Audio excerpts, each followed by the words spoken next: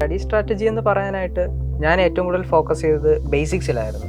എല്ലാ സബ്ജക്റ്റിലെയും basic concept ഒക്കെ എത്രയും സ്ട്രോങ് ആക്കി എടുക്കാൻ പറ്റുമോ അത്രയും സ്ട്രോങ് ആക്കി. കാരണം ഒരു ക്വസ്റ്റ്യനിൽ നമുക്ക് തോന്നും ജെയിലെ ക്വസ്റ്റ്യൻസ് ഒക്കെ ഫോർമുല ബേസ്ഡ് ആണെന്ന് നമുക്ക് ചിലപ്പോൾ ഒരു കൺഫ്യൂഷൻ തോന്നുകയാണെങ്കിൽ അതൊരിക്കലും പാടില്ല. ഒരിക്കലും JEE questions direct formula based അല്ല. അത് കുറച്ചുകൂടെ ഇപ്പോൾ പ്രത്യേകിച്ച് മാത്സ് പോലത്തെ സബ്ജക്റ്റ് അല്ലെങ്കിൽ മാത്സും ഫിസിക്സും പോലത്തെ സബ്ജക്റ്റുകളാണെങ്കിൽ നമ്മൾ ആ ക്വസ്റ്റ്യൻ ചെയ്തു വരുന്ന സമയത്ത് ചിലപ്പോൾ ഒരു ഫോർമുല ഉപയോഗിക്കേണ്ടി വരും. ഒരു ചാപ്റ്ററിൽ സ്പെസിഫിക് ഫോർമുല ഉപയോഗിക്കും. പക്ഷേ ബാക്കി കാൽക്കുലേഷൻസിലൊക്കെ നമുക്ക് ആവശ്യം വരുന്നത് പഴയ ഐഡിയാസ് ആണ്, ഏറ്റവും കോർ ആയിട്ടുള്ള ഐഡിയാസ് ആണ് നമുക്ക് ആവശ്യമുള്ളത്. അപ്പോൾ അതൊക്കെ ആ ഇനീഷ്യൽ സ്റ്റേജസിൽ സ്ട്രോങ് ആക്കി എടുത്തിട്ട് പിന്നീട് അതിനുശേഷം ഞാൻ അതിനുവേണ്ടി ഞാൻ കൂടുതൽ ഉപയോഗിച്ചിരുന്നത് NCERT പോലുള്ള ബുക്കുകളായിരുന്നു. പിന്നെ അതിനുശേഷം ഞാൻ സ്ട്രോങ് ആയിട്ട് റിലൈസ് ചെയ്ത് നമ്മുടെ സൈലത്തിന്റെ DPPസും അതുപോലെ തന്നെ ഓൺലൈൻ ക്ലാസ്സുകളുമായിരുന്നു. അവർ സൈലത്തിലെ തന്നെ ഏറ്റവും ബ്രില്യൻ്റ് ആയിട്ടുള്ള ഫാക്കൽറ്റീസ് അവരുടേതായ രീതിയിൽ നന്നായിട്ട് പഠിപ്പിച്ചിട്ടുണ്ട്, കോൺസെപ്റ്റ് ഒക്കെ മനസ്സിലാക്കുന്നുണ്ട്. പിന്നെ അതുപോലെ തന്നെ സ്ട്രക്ചേർഡ് ആയിട്ട് കറക്റ്റ് ക്വസ്റ്റ്യൻ എക്സാമിന് വേണ്ടിയിട്ടുള്ള പോയിന്റ്സും ഫോർമുലാസും ടെക്നിക്സും ഒക്കെയാണ് അതിൽ പറഞ്ഞിട്ടുള്ളത്. അപ്പോൾ അതൊക്കെ വളരെ യൂസ്ഫുൾ ആയിട്ട് തോന്നി. ആ ഒരു